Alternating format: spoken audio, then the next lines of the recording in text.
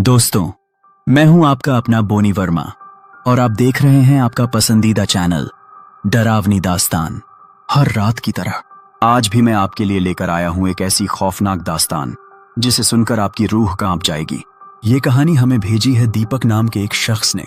दीपक ने मुझसे रिक्वेस्ट किया था कि मैं उनकी इस सच्ची और भयानक घटना को आप सब तक पहुंचाऊं। तो दोस्तों, अपनी कुर्सी की पेटी बांध लीजिए, क्योंकि आज की रात हम जाने वाले हैं एक ऐसे स्टेशन पर जहां से कोई वापस नहीं आता। ये कहानी है बिगन कोडार स्टेशन की। मैं बिगन कोडार की उस रात की भयानक खामोशी को आज तक नहीं भूल पाया। मेरा नाम दीपक है और मैं एक 25 साल का आईटी प्रोफेशनल हूं। 6 महीने पहले मेरी जिंदगी पूरी तरह से बदल गई जब मेरा भाई अजय बिगन कोडर रेलवे स्टेशन से एकदम रहस्यमयी तरीके से गायब हो गया। पुलिस ने पूरी कोशिश की, लेकिन कोई भी सुराग नहीं मिला। अजय के गायब होने के बाद गांव में तरह तरह की कहानियां फैलने लगी कि रात को स्टेशन पर कुछ अजीब सा होता है, वहां अदृश्य आत्माएं घूमती हैं, और कुछ लोगों ने तो ये तक कहा कि वहां चीखें सुनाई देती हैं। मैं ये सब सुनकर अंदर से डिस्टर्ब्ड होता था, लेकिन मेरा साइंटिफिक माइंड ऐसी बातों पर यकीन नहीं कर पा रहा था। मुझे लगता था ये सब रूमर्स हैं और कुछ नहीं। पर मेरे दिल में एक टीस थी, एक जिद थी। मैं सिर्फ अपने भाई को नहीं ढूंढना चाहता था, मैं इस स्टेशन के चारों ओर जो डर और अंधविश्वास का जाल बुना गया है उसे भी तोड़ना चाहता था। मुझे पूरा यकीन था कि जो कुछ भी है उसका कोई लॉजिकल एक्सप्लेनेशन जरूर होगा। एक ठंडी सर्द शाम मैंने अकेले ही उस डरावने स्टेशन की तरफ कदम बढ़ा दिए। मेरे पास मेरा हाईटेक कैमरा था जिसमें लाइव वीडियो रिकॉर्डिंग की सुविधा थी। मेरी प्लानिंग यही थी कि मैं वहां पूरी रात रुकूंगा, हर कोने को कैमरा में कैद करूंगा और हर एक्टिविटी को रिकॉर्ड करूंगा। असल में स्टेशन पहुंचने से पहले ही मेरे साथ कुछ अजीब घटनाएं होने लगी थीं। अजय के गायब होने के बाद से ही हर रात मैं एक बहुत अजीब सपना देखता था जिसमें अजय मुझे स्टेशन की तरफ बुलाता था। उसकी आवाज बहुत स्पष्ट होती थी, जैसे कोई किसी अंधेरे कुएं से बोल रहा हो। कभी कभी तो मैं आधी रात को अचानक उठ बैठता और मुझे सच में लगता कि कोई मुझे स्टेशन की तरफ खींच रहा है। एक बार गांव की एक बुजुर्ग महिला राधा दादी, उन्होंने मुझे रास्ते में रोककर बहुत सीरियसली कहा, बेटा, उस स्टेशन पर मत जाना, वो एक श्रापित जगह है। जो वहां जाता है वो कभी वापस नहीं आता। उनकी आंखों में जो डर था वो नकली नहीं था, उनके चेहरे की झुर्रियां तक कांप रही थीं। लेकिन मैंने उनकी बातों को एक पुराने जमाने के अंधविश्वास की तरह ही लिया। मैंने उन्हें बस रिस्पेक्टफुली टाल दिया, ये सोचकर कि मेरा लॉजिक और रीजन इन सब बातों को झूठा साबित कर देगा। जैसे ही मैं स्टेशन के अंदर पहुंचा, वहां की भयानक खामोशी ने मुझे अंदर तक जकड़ लिया। हवा में एक अजीब सी ठंडी और नम गंध थी, जैसे पुरानी दीवारों, सड़ी हुई लकड़ी और बंद पड़े कमरों की मिलीजुली महक हो। स्टेशन का माहौल सच में डरावना था, बिल्कुल वैसा जैसा हम बचपन में हॉरर कहानियों में पढ़ते थे। प्लेटफॉर्म पर सूखी घास बेतरतीब उगी हुई थी, जो हर हवा के झोंके के साथ सरसराहट पैदा कर रही थी। दीवारें फटी पुरानी थीं, उन पर काई जमी हुई थी, और वो पुराने खंभे जिनकी लाइट्स न जाने कब की बुझ चुकी थीं, वो सब मिलकर एक अजीब सा डर पैदा कर रहे थे। चारों ओर बस सन्नाटा था, वो भी ऐसा जो कानों को फाड़ दे। मैंने तुरंत अपनी वीडियो रिकॉर्डिंग शुरू की, कैमरे को प्लेटफॉर्म के हर कोने में घुमाया, हर शैडो, हर मूवमेंट को कैप्चर करने की कोशिश की। और तभी अचानक मेरी आंखों के सामने से एक धुंधली आकृति गुजरी। वो इतनी तेज थी कि मैं पलक झपकने से पहले ही उसे मिस कर गया। मेरे पूरे शरीर में एक झुनझुनी सी दौड़ गई। मैं अभी उस आकृति के बारे में सोच ही रहा था कि तभी स्टेशन पर लगे पुराने लाउड स्पीकर से एक अजीब सी घों घों करती आवाज आने लगी। वो कुछ ऐसी थी जैसे कोई पुरानी रिकॉर्डिंग किसी तूफानी हवा में बजाई जा रही हो, कट कट कर, बीच बीच में टूटती हुई। और फिर एक धीमी टूटी हुई आवाज ने अनाउंसमेंट किया, यात्रियों कृपया ध्यान दें, train number 304 Howrah Begunkodar passenger अपने निर्धारित समय 21 बजे स्टेशन पर पहुंचेगी। मैं एकदम फ्रीज हो गया। ये तो 1960 के दशक वाली घोषणा थी। मुझे साफ याद था वो ट्रेन तो कई दशक पहले बंद हो चुकी थी। तभी मेरी नजर स्टेशन पर लगी बड़ी सी घड़ी पर गई। उसकी सुइयां तेजी से उल्टा घूम रही थीं, जैसे वक्त पीछे की ओर भाग रहा हो। मिनट नहीं, घंटे, दिन सब उल्टा दौड़ रहे थे। मेरे सीने में डर इतनी तेजी से बढ़ रहा था कि सांस लेना तक भारी हो गया। मैं कंफ्यूज था, डर में था। ये सब हो क्या रहा था? मैंने फौरन रिकॉर्डिंग बंद की और प्लेबैक देखने लगा, लेकिन कैमरा उस धुंधली आकृति को या घड़ी के उल्टा घूमने को कैप्चर ही नहीं कर पाया। स्क्रीन पर सिर्फ स्टेशन का खाली प्लेटफॉर्म दिख रहा था। मेरा माथा ठनका, कुछ तो बहुत गड़बड़ थी। मैं डर के मारे सोचने लगा, अब निकलना चाहिए, अभी। लेकिन तभी मुझे एहसास हुआ फोन का सिग्नल पूरी तरह से गायब हो चुका था। मैंने स्टेशन से बाहर निकलने की कोशिश की, लेकिन कोई रास्ता नजर ही नहीं आ रहा था। बड़े बड़े लोहे के गेट बंद थे और उन पर जंग इतनी जमी थी जैसे वो सालों से खुले ही ना हों। मैं पूरी तरह फंस चुका था। दिल की धड़कनें बेतरतीब हो चुकी थीं, जैसे कोई अंदर से दबाव बना रहा हो और मैं टूटने के कगार पर हूं। ठीक उसी पल एक पुरानी स्टीम इंजन ट्रेन की मर्मस्पर्शी सीटी मेरे कानों में पड़ी। वो साउंड ऐसी थी जैसे बहुत दूर से कोई इंजन सीटी बजाता हुआ मेरी ओर आ रहा हो, लेकिन उसकी आवाज में था एक अजीब सा पुराना दर्द, कुछ ऐसा जो भूतिया भी था और टूट चुका भी। मुझे अपने कानों पर यकीन नहीं हुआ। स्टेशन दशकों से बंद पड़ा था, तो फिर ये ट्रेन कैसे? मैंने कांपते हाथों से अपनी टॉर्च की रोशनी अंधेरे में घुमानी शुरू की और तभी स्टेशन के आखिरी छोर पर मुझे एक पुरानी स्टीम इंजन ट्रेन खड़ी दिखाई दी। उसका रंग फीका पड़ चुका था, धूल की मोटी परत उस पर जमी हुई थी, जैसे सालों से किसी ने उसे छुआ तक न हो। लेकिन उसमें कोई भी यात्री नहीं था, बस खिड़कियों से कुछ धुंधले साए झांकते दिख रहे थे। ऐसा लग रहा था जैसे कोई अंदर बैठा है, पर वो सिर्फ परछाइयां थीं। कोई चेहरा साफ नहीं दिख रहा था। मेरे पूरे शरीर में एक तेज सिहरन दौड़ गई। मैं धीरे धीरे ट्रेन के पास बढ़ा। मेरे दिल की धड़कनें इतनी तेज थीं कि लग रहा था जैसे कानों में कोई हथौड़े चला रहा हो। दिमाग में सवालों की लहरें उठ रही थीं। क्या ये कोई भ्रम है, सपना या कोई और ही दुनिया? लेकिन जैसे ही मैं ट्रेन की खिड़की के पास पहुंचा, वो अचानक मेरी आंखों के सामने से गायब हो गई, जैसे वो कभी थी ही नहीं, जैसे किसी दूसरे ही डायमेंशन में समा गई हो। ट्रेन के गायब होते ही मैंने उसके दरवाजे को छूने की कोशिश की और उसी पल एक भयानक जलन मेरे हाथ में फैल गई। मैं चीख पड़ा और झट से हाथ पीछे खींच लिया। मेरी हथेली पर एक लाल जलता हुआ निशान उभर आया था, जैसे किसी ने उसे गर्म लोहे से ब्रांडिंग कर दिया हो। उसी पल, सिर्फ एक सेकंड के लिए, ट्रेन की खिड़कियां पारदर्शी हो गईं और जो मैंने अंदर देखा, मेरी सांसें अटक गईं। अंदर कुछ धुंधली आकृतियां बैठी थीं, यात्रियों के रूप में, लेकिन उनकी आंखें खाली थीं। वो सब एकटक बाहर देख रहे थे, बिल्कुल मोशनलेस। और उनमें से एक चेहरा, वो मेरी माँ जैसा दिख रहा था। मैं वहीं जद्द हो गया। माँ तो अभी भी जिंदा थी, घर पर थी। फिर ये कैसे पॉसिबल था? क्या ये उन सभी लोगों की आत्माएं थीं जो कभी यहां से गायब हुए थे?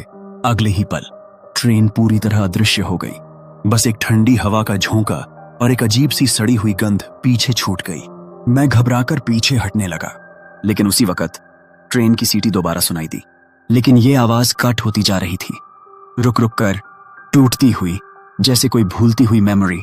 अब मैं समझ चुका था, मैं फंस चुका हूं किसी ऐसी रियलिटी में जहां लॉजिक और समय के नियम काम नहीं करते।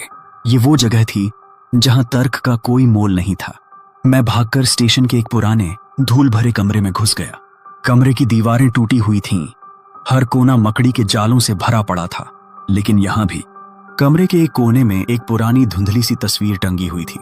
मैंने उसे ध्यान से देखा। तस्वीर में कुछ लोग नजर आ रहे थे, लेकिन जैसे ही मेरी नजरें उस पर रुकीं, तस्वीर में एक भयानक चेहरा उभर आया जो पहले वहां था ही नहीं। वो चेहरा मुझे घूर रहा था। उसकी आंखें खाली थीं, लेकिन बहुत गहरी, जैसे मुझे निगल लेने वाली हूं। मेरी आंखें दहशत से फैल गईं और तभी वो धुंधली आकृति फिर से सामने आ गई जो मैंने पहले प्लेटफॉर्म पर देखी थी। अब वो धीरे धीरे मेरे करीब आ रही थी। उसकी उपस्थिति से हवा में और ज्यादा ठंडक घुल गई थी। अब वो आकृति कुछ ज्यादा स्पष्ट हो चुकी थी। उसने पुराने जमाने की रेलवे गार्ड की वर्दी पहन रखी थी और उसकी छाती पर हरिपद नाम का बैज लगा था। उसकी आंखें सीधा मेरी तरफ देख रही थीं और उनमें एक गहरी उदासी थी। तुम यहाँ क्यों आए हो युवक? हरिपद की आवाज ऐसी थी जैसे कोई घिसा हुआ टेप रिकॉर्डर चल रहा हो, धीमी, टूटी हुई और एकदम बेजान। यहां मत रुको, ये सिर्फ रेलवे स्टेशन नहीं है, ये एक द्वार है। मैं अंदर से कांप रहा था, लेकिन फिर भी हिम्मत करके पूछ ही लिया, मेरे भाई के बारे में बताओ, अजय कहाँ है? हरिपद की आत्मा ने एक लंबी गहरी आह भरी। अजय वो भी उन्हीं में से है जिन्हें इस द्वार ने खींच लिया। 1980 में यहाँ एक भयानक ट्रेन दुर्घटना हुई थी। एक ट्रेन आई थी जो कहीं से भी नहीं थी। वो दूसरी दुनिया से आई थी। जो भी उस ट्रेन के आसपास था वो सब इस द्वार में समा गया। मैं भी उस रात ड्यूटी पर था। हरिपद की आंखें अब और भी खाली लग रही थीं। मैंने लोगों को बचाने की कोशिश की, लेकिन मैं खुद भी खींचा गया। अब मैं यहां फंसा हूं, इस स्टेशन का गार्ड, हमेशा के लिए। उसने आगे बताया कि जो लोग दूसरी दुनिया में खींचे जाते हैं उनके शरीर तो यहीं रह जाते हैं, पर उनकी आत्माएं उस ट्रेन में सवार हो जाती हैं। बिगन कोडोर स्टेशन कोई आम जगह नहीं है। ये एक ऐसा स्थान है जहां समय और आयाम, डायमेंशंस, आपस में मिल जाते हैं। मेरे चेहरे पर डर और कंफ्यूजन बढ़ता जा रहा था। और तभी हरिपद ने एक और चौंकाने वाला सच बताया।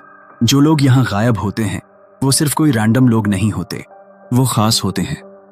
उनके साथ पहले कुछ अजीब घटनाएं घट चुकी होती हैं, ऐसी चीजें जो उन्हें इस जगह की तरफ खींच लाती हैं। अदृश्य पुकार। मुझे अचानक वो पुरानी ऑनलाइन रिपोर्ट याद आई जो मैंने बिगन कोडोर स्टेशन पर पढ़ी थी। उसमें लिखा था कि कुछ खास संकेत ऐसे होते हैं जो अगर किसी के जीवन में आ जाएं तो वो अनजाने में इस जगह से बांध जाते हैं। दीवारों पर अजीब निशान, पुरानी चीजों पर उकेरी गई अज्ञात आकृतियां, या फिर कोई गहरा पर्सनल अनुभव जो उन्हें इस जगह से जोध देता है। हरिपद ने कहा, तुम्हारा भाई अजय भी ऐसे ही एक संकेत से जुड़ा था।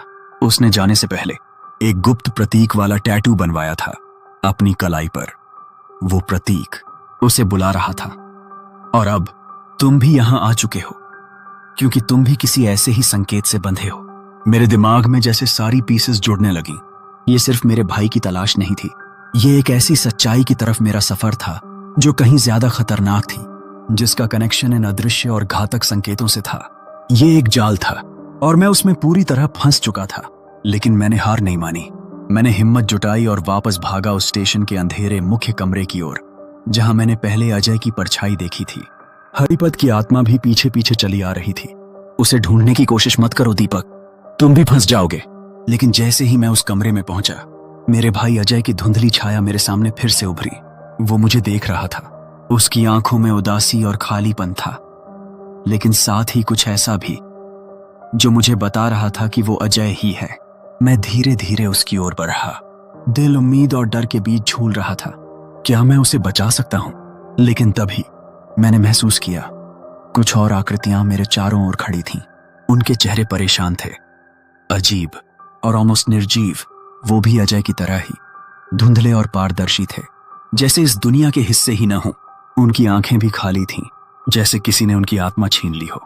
हवा में अब एक मीठी सी लेकिन सड़ी हुई गंध भरने लगी थी, जैसे कोई पुरानी कब्र खुल गई हो। मेरे शरीर में जैसे खून जम गया। मैं घबराकर तेजी से बाहर भागने की कोशिश करने लगा। मैंने दरवाजे की तरफ देखा, लेकिन वो वहां था ही नहीं। मैंने खिड़कियों की तरफ देखा, वो भी गायब थीं। स्टेशन का हर दरवाजा, हर खिड़की जैसे किसी ने पूरी दुनिया से डिलीट कर दिए हों। बाहर निकलने का कोई रास्ता नहीं था। मैं जैसे किसी अदृश्य जेल में फंस गया था। तभी उन धुंधली आकृतियों में से एक ने अपना हाथ मेरी ओर बढ़ाया। वो हाथ पारदर्शी था, लेकिन उसमें एक भयानक ठंडी एनर्जी महसूस हो रही थी। जैसे ही वो मेरे करीब आया, मेरे शरीर में एक तेज झटका सा दर्द हुआ, जैसे किसी ने मेरी आत्मा को पकड़कर खींच लिया हो। मेरा कैमरा हाथ से छूटकर जमीन पर गिर गया। स्क्रीन पर एक पल के लिए अजय का चेहरा चमका, और फिर वो भी धीरे धीरे धुंधला होकर गायब हो गया।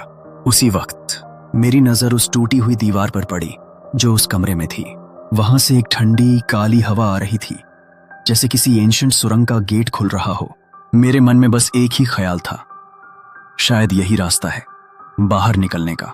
मैं बिना कुछ सोचे उस दरार में घुस गया और मैं सीधे एक अंधेरी सुरंग में गिर पड़ा। ये सुरंग स्टेशन के नीचे थी, पुरानी, गीली और हर तरफ काई और कीचड़ से भरी हुई। मेरी टॉर्च की हल्की रोशनी में मैंने देखा ये सुरंग कहीं गहराई तक जा रही थी। जैसे जैसे मैं आगे बढ़ा, दीवारों पर अजीब और गरीब प्रतीक उकेरे हुए थे, जैसे कोई एंशिएंट लैंग्वेज जो सिर्फ आत्माएं समझती हों। और फिर मैंने एक पुराना लकड़ी का दरवाजा देखा। उस दरवाजे पर वही प्रतीक उकेरा हुआ था जो अजय की कलाई के टैटू में था, लेकिन अब वो प्रतीक चमक रहा था, जैसे दरवाजे के पीछे कुछ मुझे खींच रहा हो। मेरे दिमाग में एक फ्लैश आया। अजय ने जाने से पहले कहा था कि उसने अपनी कलाई पर एक टैटू बनवाया है, एक सुरक्षा प्रतीक। क्या वही सिग्नल था जिसने उसे यहां बुलाया? तभी मुझे अपना बचपन याद आया। एक बार मैं बहुत बीमार पड़ा था।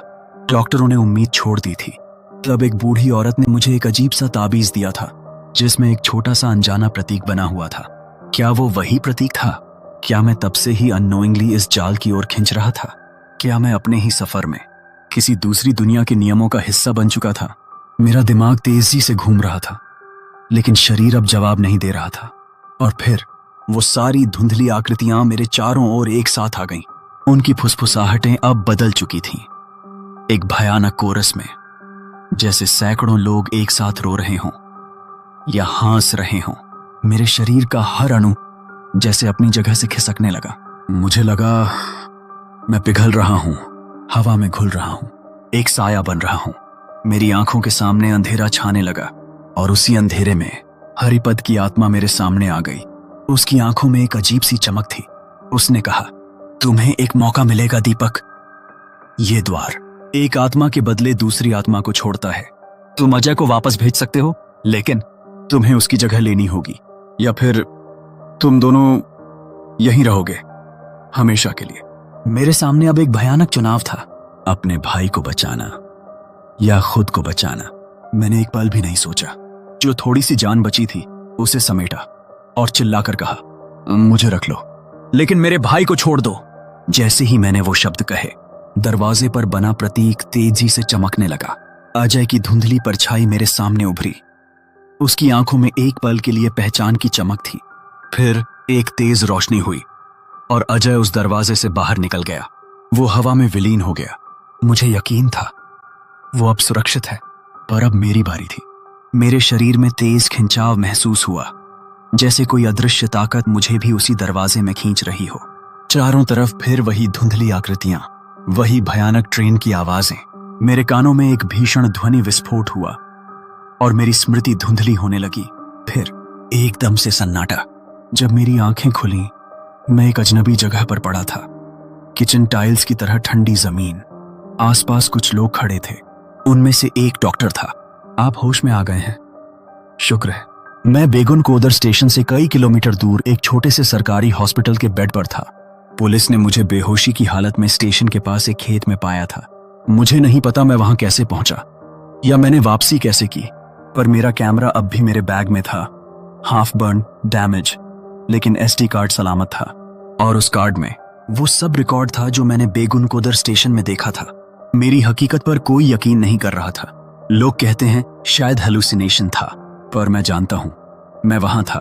अजय अब घर लौट चुका है, लेकिन अब वो कुछ नहीं बोलता। वो पहले जैसा नहीं है। उसकी आंखों में एक अजीब खामोशी है।